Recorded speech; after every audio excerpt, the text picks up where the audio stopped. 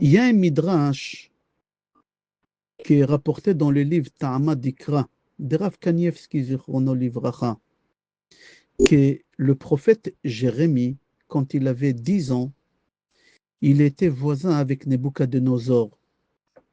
C'était des jeunes copains. Ils avaient le même âge. Ils ont habité dans la même cité, une cité des pauvres. Le 9-3, on appelle ça.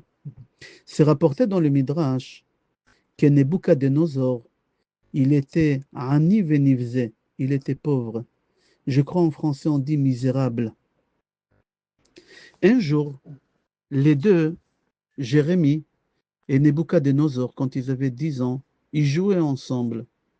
Et Nebuchadnezzar, il se retourne vers Jérémie et il lui dit: mon fantasme, mon rêve, c'est de régner sur la calotte du monde. C'est bizarre. Un petit gamin qui vient de citer le plus gros fantasme qu'il peut avoir dans sa vie, c'est peut-être d'être un épicier, peut-être mais régner sur la calotte du monde, mais d'où il a ces fantasmes-là? Ok, viens, on va reprendre. Nebuchadnezzar a 10 ans, un enfant pauvre, misérable, des quartiers défavorisés. Il a un fantasme de devenir le roi du monde. Jérémie, il avait 10 ans, il a commencé à avoir un peu de prophéties. Et il demande à Nebuchadnezzar: dis-moi, si tu vas régner sur la calotte du monde, qu'est-ce que tu vas faire? C'est quoi ton fantasme? Il lui a dit: la première chose que je ferai, je viendrai à Yerushalayim et je vais détruire Yerushalayim. Je vais brûler votre temple à vous. Je vais égorger tous les juifs. Le peu des juifs qui va rester, je les ramènerai ici en Babylonie. Regarde, un enfant de 10 ans, la haine des juifs, la haine d'Israël, son fantasme, son rêve, c'est de détruire, de massacrer, de tuer. Et pas pour l'argent, et pas pour l'honneur, la haine des Juifs, la haine d'Israël. Jérémie, il a vu par la prophétie qu'il avait petit qu'il était, que ça va se réaliser, que vraiment Nebuchadnezzar il va régner sur la calotte du monde et qu'il viendra à Jérusalem et qu'il va la détruire et qu'il va brûler le temple le 9 Av. Alors, Jérémie dit à Nebuchadnezzar: on est des copains, tu vas régner sur la calotte du monde, donne-moi quelque chose. Il lui a dit: tu veux quoi? Il dit: donne-moi Jérusalem. Prends Israël, donne-moi Jérusalem. Nebuchadnezzar, à l'âge de 10 ans, il lui dit non. Alors Jérémie, il a dit: alors donne-moi le temple. Nebuchadnezzar, il lui a dit: non, je ne te donnerai pas le temple. Et il lui a dit: alors donne-moi Tinokot Shel Bet Rabban, donne-moi les enfants, au moins que je sauve les enfants. Et il lui a dit: non, je ne te donnerai rien. Jérémie, il lui a dit: alors qu'est-ce que tu me donnes? On est des copains. On est des copains, oui ou non? Nebuchadnezzar, il lui a dit: regarde, les jours que je vais brûler, et tout ça à l'âge de 10 ans, tu imagines? Et tout ça, c'est que des fantasmes. Nebuchadnezzar, il lui dit: les jours que je vais brûler Jérusalem, le jour que je vais détruire le temple, si tu arrives avant le coucher du soleil, tout qu'est-ce que tu pourras prendre, je te laisse prendre. Et en fin de compte, c'est ça ce qui s'est passé. 50 ans après, Nebuchadnezzar, il a régné sur le monde. Et il a détruit Jérusalem. Il a brûlé le Beth Amikdash. C'était le 9 Av. Jérémie, il n'était pas à Yerushalayim, il n'était pas loin de Yerushalayim, il était dans un endroit qui s'appelait Anatot.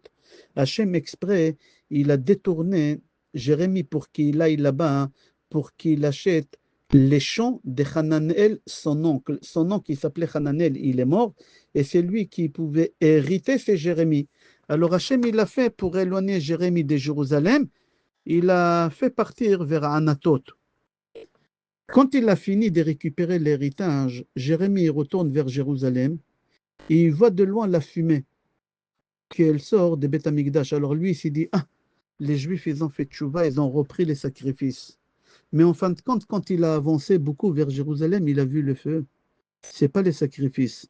Et là, il s'est souvenu qu'est-ce qu'il a dit Nebuchadnezzar il y a 50 ans, quand ils avaient 10 ans. Si tu arrives avant la tombée de la nuit, tu peux prendre ce que tu peux, je te les laisse le prendre. Alors Jérémie, il a couru, couru, couru, mais le problème, quand il est arrivé à Jérusalem, la nuit, elle est tombée. Il n'a rien pu prendre. Je répète sur la question que j'ai dit tout à l'heure. Comment c'est possible qu'un enfant pauvre, misérable, à l'âge de 10 ans, il a un fantasme, quelque chose qui ne peut pas se réaliser? C'est pas possible. Régner sur la calotte du monde, qui tu es? Tu as du sang bleu dans tes veines pour pouvoir régner. Quelqu'un qui a du sang bleu dans les veines, il peut avoir un fantasme pareil. Comment c'est possible de la cité devenir le roi du monde? Il y a une réponse à ces deux questions-là. J'ai trouvé dans un livre qui s'appelle Zera Barer, d'après Rabbi Chaim Vital, l'élève de Harizal. C'est marqué dans le livre Roi, tome 1, chapitre 10, Pasuk 13. Ve'amelech Shlomo Natan le Malkat Shva et Kol Chefza. Que le roi Salomon, c'était un des hommes les plus intelligents au monde. Les gens du monde entier, ils sont venus voir la sagesse du roi Salomon. Et parmi ces gens-là, il y a une femme, très très belle femme, elle est venue. La reine Saba, elle est venue. Et quand elle a vu comment il était intelligent, et elle lui a dit, tu veux pas faire un enfant avec moi, comme ça avec ma beauté et toi avec ta sagesse? Il a dit, mais tu n'es pas juif. En fin de compte, il a converti, il s'est marié avec elle, et il a eu avec elle des jumeaux. Des jumeaux, il a eu avec elle une fille et un garçon. Il dit dans le livre Chesed l'Avraham, Rabbi Avraham Azoulay, c'est le grand-père d'Achida Kadosh, il dit, la fille de roi Salomon, celle des jumeaux qu'elle est née, elle a ramené au monde Nebuchadnezzar. C'est-à-dire que Nebuchadnezzar, il est juif. Nebuchadnezzar, c'est lui qui a détruit Jérusalem, c'est lui qui a détruit le Beth Amikdash, c'est le petit-fils de celui qui a construit le Beth Amikdash. Ça te choque, Nebuchadnezzar, c'était le petit-fils de roi Salomon. La reine Saba, il a quitté le judaïsme, elle a quitté la religion, elle a pris ses enfants. Et ils ont grandi. Il s'est passé ce qui s'est passé là-bas, ils ont atterri dans des cités en fin de compte. Comme ça, il dit aussi Binya ou Ben Yehoyada, que le roi Salomon, il a construit le Beth Amikdash et son petit-fils Nebuchadnezzar, il a détruit ce qui son grand-père. Il a construit. En 2 mots, on comprend pourquoi Nebuchadnezzar, à 10 ans, il a eu un fantasme de régner sur la calotte du monde. C'est normal, parce qu'il a du sang des royaumes dans ses veines, il a du sang bleu dans ses veines. C'est le petit-fils d'un roi, de roi Salomon, qui lui-même, il a régné sur la calotte du monde. Comme ça, j'ai trouvé aussi dans le livre Sefer Amaor Sheba Torah. Achida Akadosh, dans son livre Torah Tanakh, et aussi dans Petach Enaim, et aussi dans une Gemara Ta'anit, il dit comment ça se fait que Jérémie, qu'il a commencé à être prophète à l'âge de 10 ans, il devient ami avec un goy.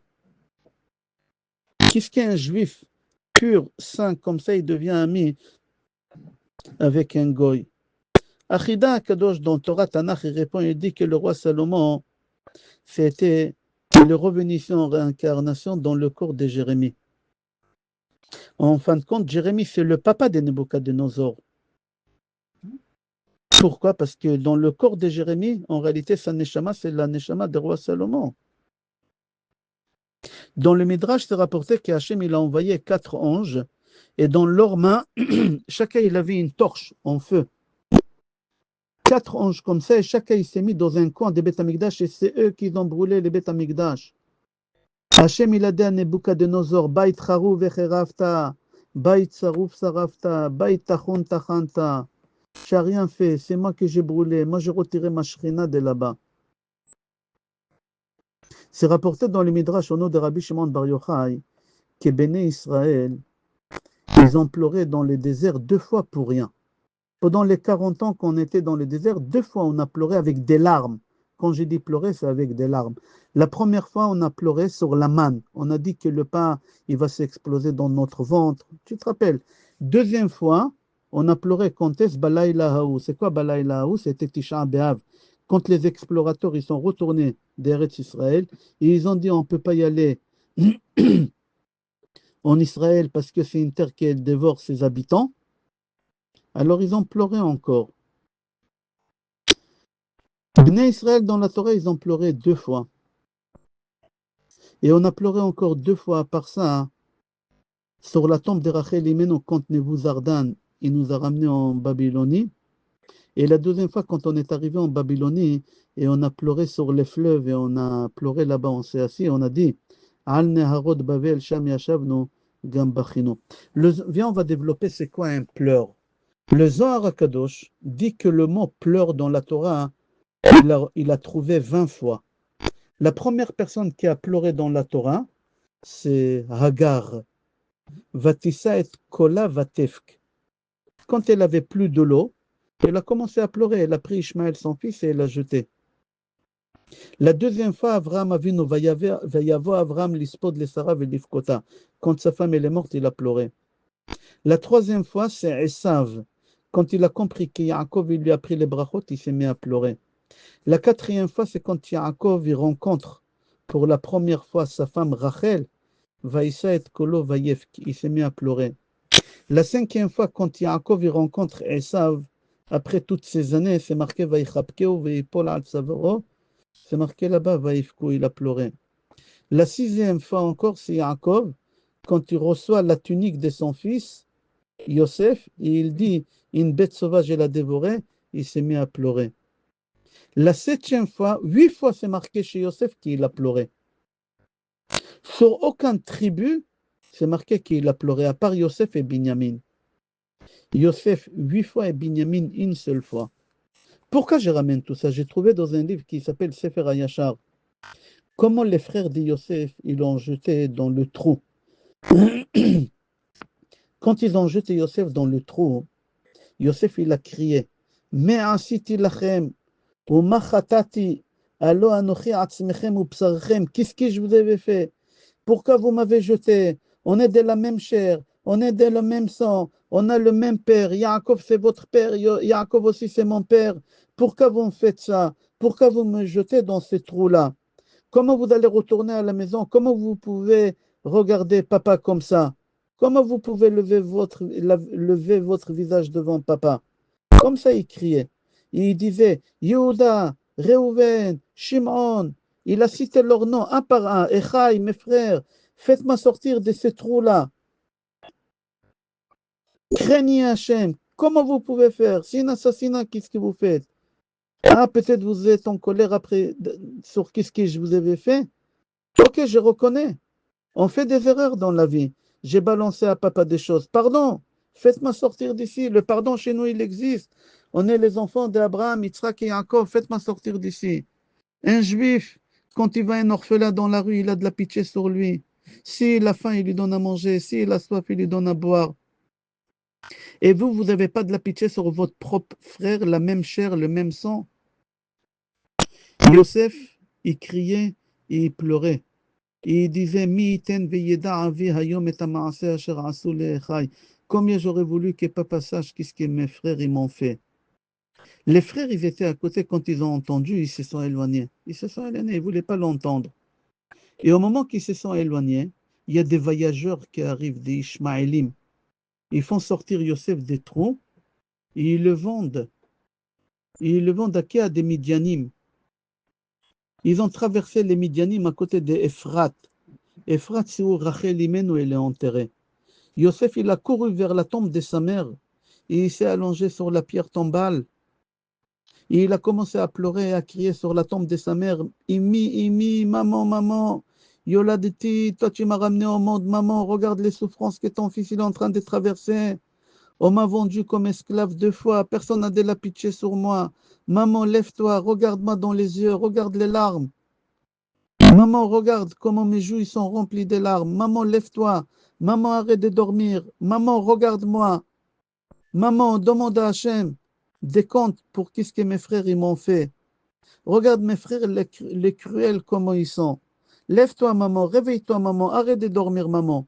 Défends-moi, maman. Regarde comment ils m'ont déshabillé et ils m'ont vendu 2 fois comme esclave.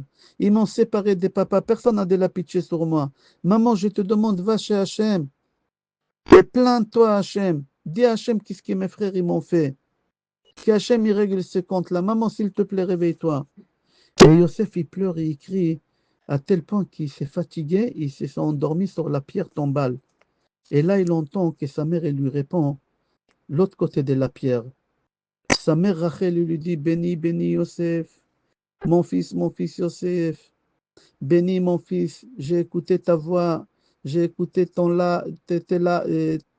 tes pleurs, je vois tes larmes. Je vois tes larmes, je sais qu'est-ce que tes frères ils t'ont fait. Les parents, ils savent quand ils sont dans l'autre monde, ils savent toutes les galères que leurs enfants ils traversent. Je vois tout. Arrête de pleurer, tu me rajoutes encore des chagrins. Tu me fais de la peine. N'aie pas peur. C'est un schéma qu'Akadosh Baruch Hu, il t'a tracé pour que tu deviens le roi du monde. Va avec eux. Hachem, il va t'accompagner. Tu n'auras aucun problème. Hachem, il va te protéger. Mon fils, lève-toi. Suis tes maîtres qui t'ont acheté. Hachem, il est avec toi. Jusqu'ici, c'est Sefer Kavayachar. Dans Midrash Tanchuma, c'est rapporté dans Parashat Vaïgash que tout ce que Yosef il a eu en bien, Yerushalayim aussi il a eu en bien. Tout ce que Yosef il a eu comme malheur, Yerushalayim aussi il a eu comme malheur. Pourquoi Yosef et Yerushalayim ils sont liés? Yerushalayim, on l'appelle Tzion.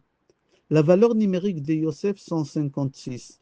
La valeur numérique de Tzion, 156. C'est-à-dire que Yosef et Yerushalayim, ils sont liés. C'est pour ça tout ce qui est arrivé à Yosef, c'est arrivé à Yerushalayim. Yosef, il a fait la paix avec ses frères, avec des pleurs. Nous aussi, on va recevoir le Beth Amikdash qu'avec des pleurs. Comme c'est marqué dans Jérémie chapitre 31, Bebechi yavo betachanunim ovilem. Si on pleure et on demande à Hachem le troisième Beth Amikdash, Hachem il va nous l'envoyer. Yosef, il a été vendu 2 fois. 2 fois le Beth Amikdash, il a été détruit. Le Beth Amikdash, il a été détruit à cause de la haine gratuite. Yosef, il a été vendu par ses frères à cause de la haine gratuite. C'est marqué, Vaisneu oto, velo yachlu ledabbero le shalom. Yosef, que c'est Yerushalayim, Tzion, il embrasse son frère Binyamin. Pourquoi? Parce que Yosef, il sait que Binyamin, son frère Tzion, c'est là-bas où ils vont construire le Beth Amikdash. Viens, on va aller un peu plus loin. C'est rapporté dans Gemara, Gitin page Nun-Hey, que le Beth Amikdash il a été détruit à cause d'une histoire de Kamtsa ou Bar Kamtsa. C'est quoi Kamtsa et Bar Kamtsa? Il y a une erreur. Il y a quelqu'un qui a fait un mariage et au lieu d'inviter Kamtsa, alors c'est lui qui a ramené le courrier, il a déposé le courrier chez Bar Kamtsa, le fils de Kamtsa. Le problème que le papa de la mariée, c'était son pire ennemi. Et quand il arrive à la soirée, il voit que son pire ennemi, il est assis. Et pas n'importe où, à côté de la table d'honneur où il y a tous les rabbinim. Et il va le voir, il dit, mais qu'est-ce que tu fais ici? Qui t'a invité? Il y a une erreur, c'est ton père que j'ai invité, pas toi. Alors sors d'ici. Il a dit, écoute, ne me fais pas honte devant tout le monde, j'ai payé mon plat. Il a dit, je m'en fous de ton argent, sors d'ici. J'ai payé toute la table. Il y a 12 à table, j'ai payé pour le... Je m'en fous de ton argent. J'ai payé toute la salle, toute la soirée, tous les orchestres. Sors d'ici. Il a fait sortir en humiliant cette personne-là. La table d'honneur, tous les rabbinim qui étaient là-bas, personne n'a branché. Personne n'a branché. Alors qu'est-ce qu'il a fait Bar Kamtsa? Il est parti, il a raconté aux Romains des choses mauvaises sur les Juifs pour qu'ils ont détruit le Beth Amikdash. Mais ce n'est pas à cause de lui Hachem il a détruit le Beth Amikdash. Hachem il a détruit le Beth Amikdash, Hachem il a fait sortir cette exécution de détruire le Beth Amikdash pour une autre histoire. Dans la même Gemara, 5 pages plus loin. C'est marqué dans Gemara, Gitin page Nun Chet. C'est marqué là-bas. Hachem il a tamponné final qu'il faut détruire le Beth Amikdash à cause d'une autre histoire qu'elle s'appelle Shulia de Nagra. C'est quoi Shulia de Nagra? Il y a un menuisier qui a pris un apprenti qui va travailler chez lui. Quelques mois plus tard, ce menuisier il a eu des difficultés financières. Il a demandé à son apprenti qui peut lui prêter cette somme. L'apprenti lui a dit oui. Dis à ta femme qu'elle vient ce soir, je lui donne l'argent. Parce que sa femme, elle était belle. Et l'apprenti, il a mis l'œil sur cette femme. Il a préparé un plan. Il a préparé un plan. Et le mari, naïf, si on peut l'appeler au bête comme il est, il a envoyé sa femme chez l'apprenti. Chez l'apprenti. Et l'apprenti, qu'est-ce qu'il a fait? Il a profité. Il a pris cette femme, il l'a enfermée dans la chambre pendant 3 jours. 3 jours après, Le mari vient, il lui dit, dis-moi, ma femme que je t'ai envoyée, elle est où? Il a dit, écoute, j'ai vu ta femme s'amuser avec des hommes, et moi je crois qu'ils l'ont salée, alors je te conseille de la divorcer. Alors il a dit, mais je ne peux pas la divorcer, la ketouba, elle est énorme. J'ai écrit là-bas une somme astronomique. Avant, on ne pouvait pas divorcer si on ne payait pas la ketouba. Il a dit, regarde, je te prête encore de l'argent pour la ketouba, divorce-la. Et lui, il n'a rien compris. Qu'est-ce qui se passe, le mari? Qu'est-ce qu'il a fait? Il a payé. Il a payé. Et pardon, il a payé.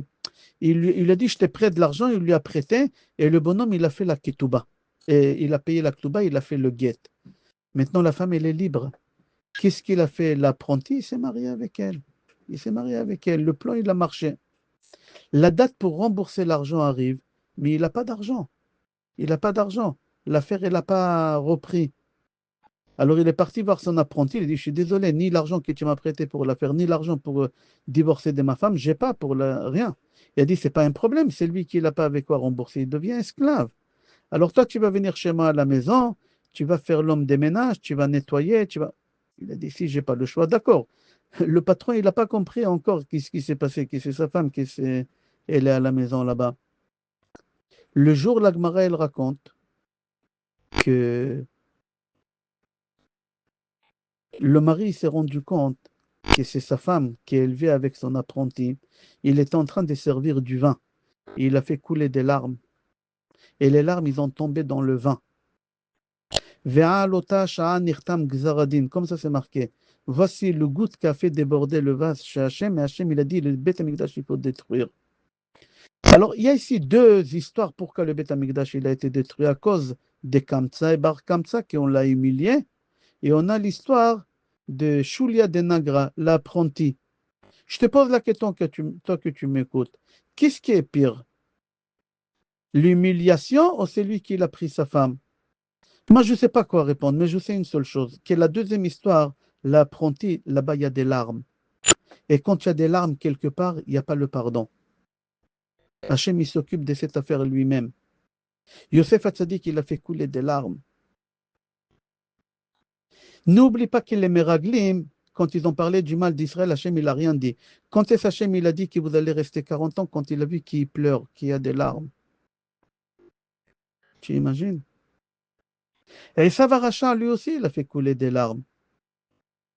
Le Zohar HaKadosh, il dit quand on va finir de réparer les deux larmes d'Esav, le Mashiach, il va venir. Jusqu'à maintenant, on paye les deux larmes et demie qu'Esav, il a fait tomber. Tu imagines? Il n'y a pas une larme qui est gâchée. Ta femme, elle a fait couler une larme. Hachem, il va te demander des comptes sur chaque larme.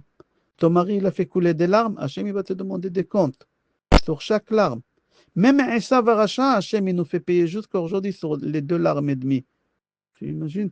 Esav, il a cru des brachot de son père.